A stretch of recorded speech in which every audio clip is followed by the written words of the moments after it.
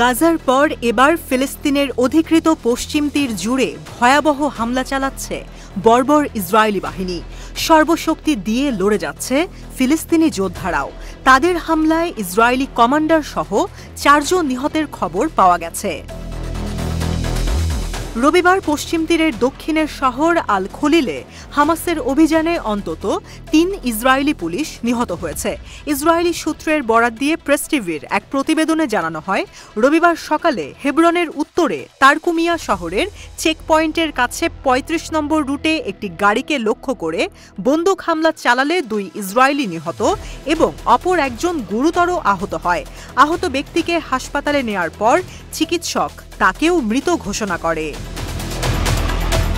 Israeli মিডিয়ার মতে, বন্দুকধারীরা একটি পাসিং গাড়ি থেকে পুলিশের গাড়িতে গুলি চালায় বলে ধারণা করা হচ্ছে। এরপর তারা দ্রুত ঘটনাস্থল থেকে পালিয়ে যায়। দখলকৃত ফিলিস্তিনি ভূখণ্ডে ইসরায়েলের বর্বর আগ্রাসনের কারণে পশ্চিম তীরে উত্তেজনা বৃদ্ধি পেয়েছে। এর মধ্যে এই হামলার ঘটনা ঘটল। এর আগে শনিবার অধিকৃত পশ্চিম তীর জুড়ে ইসরায়েলি বাহিনীর চালানো 4 দিন ব্যাপী মারাত্মক অভিযানের সময় হামাসের সাথে সংঘর্ষে এক ইসরায়েলি সামরিক কমান্ডার নিহত হয়েছে। শনিবার এক বিবৃতিতে ইসরায়েলি সেনাবাহিনী জানিয়েছে, 20 বছর বয়সী ওই কমান্ডারের নাম এলকানা নাভান। সেদিন দিনের শুরুতে উত্তর পশ্চিম তীরের জেনিন শহরে মুখোমুখি সংঘর্ষে নিহত হয় সে। একই ঘটনায় আরেক সেনা সদস্য গুরুতরভাবে আহত হয়েছে বলে জানানো হয়। বিবৃতিতে আরও বলা হয়, ইসরায়েলি বাহিনী শহরের শরণার্থী শিবিরের একটি বাড়িতে আক্রমণ করলে সেখানে ফিলিস্তিনি প্রতিরোধ যোদ্ধাদের সাথে সংঘর্ষের ঘটনাটি ঘটে। শনিবার ছিল জেনিন সহ পশ্চিম তীর জুড়ে চালানো ইসরায়েলি বাহিনীর অভিযানের 4র্থ দিন। সেদিন অভিযানে ইহুদিবাদী সেনারা পশ্চিম তীরের বিভিন্ন এলাকায়, বিশেষ করে এর উত্তরাংশে অবস্থানরত এলাকাগুলোতে তীব্র বিমান এবং স্থল হামলা চালায়।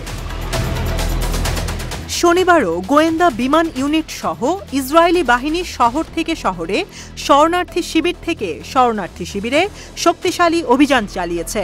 এমনটা জানিয়েছে ইসরায়েলি সেনাপ্রধান হার্জি হালেভি।